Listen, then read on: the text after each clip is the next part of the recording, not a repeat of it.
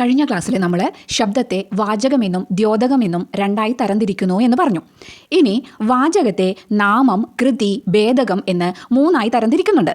അവ ഏതെല്ലാമെന്ന് നോക്കാം. നാമം എന്ന് പറഞ്ഞാൽ നമുക്കറിയാലോ, എന്തിൻ്റെയെങ്കിലും പേരായ ശബ്ദത്തിനെയാണ് നാമം എന്ന് പറയുന്നത്. ആന, കുയിൽ, വാഴ, പഴം, വൃക്ഷം. ഇനി അടുത്തത് കൃതി. കൃതി എന്ന് പറഞ്ഞാൽ പ്രവൃത്തിയെ കുറിക്കുന്ന പദത്തെയാണ് കൃതി എന്ന് പറയുന്നത്. എന്ത് പ്രവൃത്തിയും, ഓടുന്നു, ചാടുന്നു, കളിക്കുന്നു, ഉറങ്ങുന്നു, ഉണ്ണുന്നു. അടുത്തത് ഭേദകം. ഗുണത്തെ സൂചിപ്പിക്കുന്ന പദമാണ് ഭേദകം എന്ന് പറയുന്നത്. എന്ത് ഗുണമാകാം, വെളുപ്പാകാം, കറുപ്പാകാം, വിശേഷണമാകാം, സാമർഥ്യമുള്ളവൻ, മിടുക്കുള്ളവൻ, മധുരമുള്ള പായസം എന്നൊക്കെ പറയുന്നത് ഗുണത്തെ കുറിക്കുന്ന നാമമാണ്. അപ്പോൾ വാചകത്തെ എത്രയായി തരംതിരിച്ചിരിക്കുന്നു? നാമം, കൃതി, ഭേദകം. നാമം പേര്, കൃതി പ്രവൃത്തി, ഭേദകം ഗുണം അല്ലെങ്കിൽ വിശേഷണം. ഒരു ഉദാഹരണം നോക്കാം. കറുത്ത പട്ടമാണ് പൊട്ടിയത്. ഇതിൽ നാമം ഏത്, കൃതി ഏത്, ഭേദകം ഏത് എന്ന് നിങ്ങൾ തന്നെ കണ്ടെത്തിയാട്ടെ. ഇനി നമുക്ക് നാമത്തെ വീണ്ടും വിഭജിക്കാം. മലയാളത്തിൽ നാമവിഭജനത്തിന് അടിസ്ഥാനമാക്കുന്നത് അർത്ഥമാണ്, അല്ലാതെ രൂപമല്ല. ഇനി നാമത്തെ നമുക്ക് വീണ്ടും എത്രയായി വിഭജിക്കാം? മൂന്നായി വിഭജിക്കാം. ദ്രവ്യനാമം, ക്രിയാനാമം, ഗുണനാമം. അത് പ്രത്യേകിച്ച് എടുത്തു പറയേണ്ട ആവശ്യമൊന്നുമില്ല. നമുക്ക് പേര് കേൾക്കുമ്പോൾ തന്നെ മനസ്സിലാവും അല്ലേ? ദ്രവ്യനാമം എന്തെങ്കിലും വസ്തുവിൻ്റെ, പഴം, പപ്പടം, ഉലക്ക, കൊല്ലം, പാലക്കാട്, അതൊക്കെ ദ്രവ്യനാമത്തിൽ വരുന്നതാണ്. ഇനി ക്രിയാനാമോ? ക്രിയ എന്ന് പറഞ്ഞാൽ പ്രവൃത്തി. അപ്പോൾ ഓട്ടം, ഉറക്കം, ഭരണം, അതൊക്കെ ക്രിയാനാമത്തിൽ വരും. അടുത്തത് ഗുണനാമം. എന്തിൻ്റെങ്കിലും ഗുണത്തെ കുറിക്കുന്നത്. മിടുക്ക്, സാമർഥ്യം, മധുരം, ഭംഗി എന്നൊക്കെ വരുന്നത് ഗുണനാമത്തിലാണ്. അപ്പോൾ നമ്മൾ ആദ്യം വാചകത്തെ എത്രയായി തരംതിരിച്ചു? നാമം, കൃതി, ഭേദകം എന്ന് മൂന്നായി തരംതിരിച്ചു. പിന്നീടോ ഈ നാമത്തെ വീണ്ടും എത്രയായി തരംതിരിക്കുന്നു? ദ്രവ്യനാമം, ക്രിയാനാമം, ഗുണനാമം എന്ന് വീണ്ടും മൂന്നായി തരംതിരിക്കുന്നു. ഇനി ദ്രവ്യനാമത്തെ വീണ്ടും വിഭജിക്കാം. എങ്ങനെയൊക്കെ? സംജ്ഞാനാമം, സാമാന്യനാമം, മേയനാമം, സർവനാമം. ഇനി സംജ്ഞാനാമത്തിൽ എന്തൊക്കെയാണ് വരുന്നതെന്ന് നോക്കാം. സംജ്ഞ പേര്. എന്തിൻ്റെയൊക്കെ പേര്? ശ്രദ്ധിക്കുക, അത് വ്യക്തിയുടേതാകാം, സ്ഥലത്തിൻ്റേതാകാം, വസ്തുവിൻ്റേതാകാം. ഇതൊക്കെ വന്നിട്ടുണ്ടെങ്കിൽ അത് ഏത് നാമത്തിൽ പെടുന്നു? സംജ്ഞാനാമത്തിൽ വരുന്നു. വ്യക്തി രാമൻ, സീത, രാവണൻ, വിജയൻ, കുമാരൻ, അതൊക്കെ ഒരു വ്യക്തിയുടെ പേരാണ്. ഇനി വസ്തുവിൻ്റേതാണെങ്കിലോ മേശ, കസേര, ചട്ടുകം, ദോശക്കല്ല്. ഇനി സ്ഥലമാണെങ്കിലോ തിരുവനന്തപുരം, കൊല്ലം, കണ്ണൂർ, കാസർഗോഡ്. അപ്പം വ്യക്തമായില്ലേ ഏതൊക്കെയാണ് സംജ്ഞാനാമത്തിൽ വരിക? വ്യക്തിയുടെ പേര് വരാം, വസ്തുവിൻ്റെ പേര് വരാം, സ്ഥലത്തിൻ്റെ പേര് വരാം. ഇനി അടുത്തത് സാമാന്യനാമം. എന്തെങ്കിലും ഒരു പൊതു സവിശേഷതയുള്ള കൂട്ടത്തെ പറയുന്ന പേരാണ് സാമാന്യനാമം. അധ്യാപകർ, വിദ്യാർത്ഥികൾ, മനുഷ്യൻ, പുഴ, പട്ടണങ്ങൾ, ഇതൊക്കെയാണ് സാമാന്യനാമത്തിൽ വരുന്നത്. അങ്ങനെയെങ്കിൽ ഒരു ചോദ്യം ചോദിക്കട്ടെ. അലീന അധ്യാപകരോട് പരാതി പറഞ്ഞു. ഈ വാചകത്തിൽ സംജ്ഞാനാമം ഏതാണ്, സാമാന്യനാമം ഏതാണ്? അലീന അധ്യാപകരോട് പരാതി പറഞ്ഞു. ഇവിടെ ആദ്യത്തെ തന്നെ നമുക്ക് നോക്കാം. അലീന എന്ന് കേൾക്കുമ്പോൾ നമുക്കറിയാം അതൊരു വ്യക്തിയുടെ പേരാണ്. അപ്പോൾ സംജ്ഞാനാമത്തിൽ എന്തൊക്കെ വരുമെന്ന് ആലോചിക്കുക. വ്യക്തിയുടെ പേര്, വസ്തുവിൻ്റെ പേര്, സ്ഥലപ്പേരൊക്കെയാണ് സംജ്ഞാനാമത്തിൽ വരിക. അപ്പോൾ നമുക്ക് നിസ്സംശയം പറയാം അലീന എന്നതാണ് ഇവിടെ സംജ്ഞാനാമം. ഇനി അടുത്തത് ആരോടാണ് പരാതി പറഞ്ഞത്? അധ്യാപകരോട്. അധ്യാപകർ അത് ഒരു പൊതു സവിശേഷതയെ കുറിക്കുന്നതാണോ എന്ന് നോക്കുക. തീർച്ചയായും അത് അധ്യാപകർ എന്ന ഒരു വിഭാഗത്തെ കുറിക്കുന്ന പേരാണ്. അപ്പോൾ ഇവിടെ അധ്യാപകർ എന്നുള്ളത് എന്താകുന്നു? അത് സാമാന്യനാമമാകുന്നു.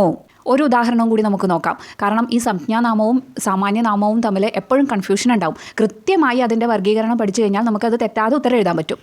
ഉദാഹരണം പറയാം. വിദ്യാർത്ഥികൾ അധ്യാപകനോട് പരാതി പറഞ്ഞു. ഇതിൽ സാമാന്യനാമം, സംജ്ഞാനാമം ഉണ്ടോ എന്ന് നോക്കാം. വിദ്യാർത്ഥികൾ എന്താണ്? അതൊരു വ്യക്തിയുടെ പേരാണോ, വസ്തുവിൻ്റെ പേരാണോ, സ്ഥലത്തിൻ്റെ പേരാണോ? ഇവയല്ല. അപ്പോൾ അതെന്ത് ചെയ്യാം? സംജ്ഞാനാമമല്ല. വിദ്യാർത്ഥികൾ എന്ന് പറയുന്നത് ഒരു പൊതു സവിശേഷതയുള്ള കൂട്ടത്തിൻ്റെ പേരാണ്. അപ്പോൾ വിദ്യാർത്ഥികൾ സാമാന്യനാമം. അധ്യാപകനോട് പരാതി പറഞ്ഞു. അധ്യാപകൻ അത് ഏതിലാണ് വരുന്നത്? ഒരു വ്യക്തിയുടെ പേരാണോ, വസ്തുവിൻ്റെ പേരാണോ, സ്ഥലത്തിൻ്റെ പേരാണോ? അല്ല. അധ്യാപക വർഗത്തിലെ ഒരാളാണ് അധ്യാപകൻ എന്ന് പറയുന്നത്. അപ്പോൾ അതും സാമാന്യനാമമാണ്. ഇതാണ് സംജ്ഞാനാമവും സാമാന്യനാമവും തമ്മിലുള്ള വ്യത്യാസം. ഇനി അടുത്തത് നമുക്ക് മേയനാമത്തിലേക്ക് പോകാം.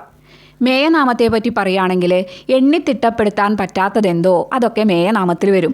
അതായത് ഇന്ന ജാതിയിൽപ്പെട്ടതാണ്, ഇന്ന വർഗത്തിൽപ്പെട്ടതാണ് എന്ന് വ്യക്തമായി തിരിക്കാൻ പറ്റാത്തവ.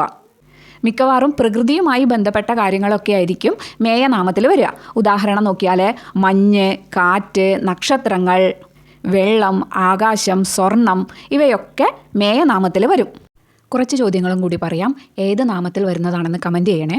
ധാന്യങ്ങൾ, ചെറുപയർ, മമ്മൂട്ടി, നടൻ, കടൽ, ഇവയ്ക്ക് ഉത്തരം കണ്ടെത്തണേ. അടുത്തത് സർവനാമം. നാമത്തിന് പകരം ഉപയോഗിക്കുന്ന നാമമാണ് സർവനാമം. കേരള പാണ്ഡ്യത്തിൽ പറയുന്നത് 19 വിധം സർവനാമങ്ങൾ ഉണ്ട് എന്നാണ്. ഇതിൽ പ്രധാനപ്പെട്ട 3 നമുക്ക് നോക്കാം. ഉത്തമപുരുഷ സർവനാമം, മധ്യമപുരുഷ സർവനാമം, പ്രഥമപുരുഷ സർവനാമം. ഇതിൽ ഉത്തമപുരുഷ സർവനാമം എന്ന് പറയുന്നത് സംസാരിക്കുന്ന ആൾ തന്നെ പറയുന്നത്, അതായത് ഞാൻ. ഒരു കാര്യം ചെയ്യാം, ഉദാഹരണങ്ങളിലൂടെ നമുക്ക് പഠിക്കാം. ഞാൻ പറയുന്നത് ശ്രദ്ധിക്കാം. ഞാൻ എൻ്റെ എന്നോട്, നീ നിൻ്റെ നിന്നോട്, അവൻ അവൻ്റെ അവനോട്. ഈ 3 തമ്മിലുള്ള വ്യത്യാസം എന്താ? ഒന്ന് സ്വയം ചിന്തിച്ച് നോക്കിയാട്ടെ. ഒന്നാമത്തത് എന്താ? ഞാൻ എൻ്റെ എന്നോട്. രണ്ടാമത്തതോ നീ നിൻ്റെ നിന്നോട്. ഇവിടെ ഞാൻ എൻ്റെ എന്നോട് എന്ന് പറയുമ്പോൾ സംസാരിക്കുന്ന ആൾ തന്നെ പറയുന്നതല്ലേ. രണ്ടാമത്തതോ നീ നിൻ്റെ നിന്നോട് എന്ന് പറയുന്നത് നമ്മൾ മറ്റൊരാളോട് സംസാരിക്കുമ്പോഴല്ലേ നീ നിൻ്റെ എന്നൊക്കെ പറയാം. അടുത്തതോ അവൻ അവൻ്റെ അവനോട്. നമ്മൾ രണ്ടുപേരും മൂന്നാമതൊരാളെ കുറിച്ച് പറയുമ്പോഴല്ലേ അവനോട് അവൻ്റെ എന്നൊക്കെ പറയാം. ഇതാണ് വ്യത്യാസം വരുന്നത്.